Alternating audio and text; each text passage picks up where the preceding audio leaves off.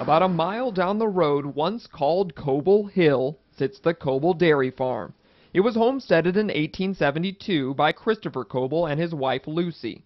Eventually it went to their grandson Harry Coble, and the line nearly ended there. My dad wasn't going to sell it to me because he told me he'd worked himself to death on it, and he said, son, he says, I don't want you to have it. He said, it's just too rough to make. And he said, you've got a good job, you don't have to do it.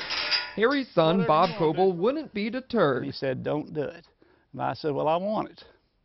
I want to see it goes on. Instead of inheriting the farm, he set his sights on buying it. The Century Farm, I mean, I just wanted to carry it on. Working for years at a steel manufacturer, I was in charge of fabrication until I died. He saved every penny. I worked a lot of hard hours to get this thing. I farmed and done that too. He bought his dad out for $48 an acre in 1963. Didn't have no buildings on it, bare land, brush. It was growed up. It was bad because Dad couldn't make it. Bob Coble put in a couple of barns and set out to make Coble Dairy a success. See, there's Coble milk bottles. And with a just all kinds of churns. churn museum, See, there's a churn. in his barn. There's one. See this churn, and these is churns and churns. He also educates the community on his roots, See all the different kinds of churns? Look in here. in the hopes that people will fall in love with local farms all over again. I still think that if we don't take care of our family farms, I think if I can't make it, and nobody can make it, what are we going to eat? If we don't take care of what we got, where are we going to be in the future? Come down here, I want to show you something. Coble plans to pass the farm down to his son and grandson. They're the ones that's going to be running the farm. I'm willing to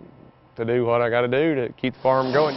These days, dairy farming is a tough business, Oh, yeah, but the Cobles plan to milk on, Well, we went through too much, just throw it away. with the hopes that Ron Coble Jr. may one day celebrate this farm's bicentennial. Farm life is a life like no other. It's just like I've told that boy there, mine. You know, you've got, you know, it's a hard life, but it's a good life. They love it, they're doing it, and they'll carry it on. On a 138-year-old dairy farm just outside of Strafford, Doug Magditch, KSPR News.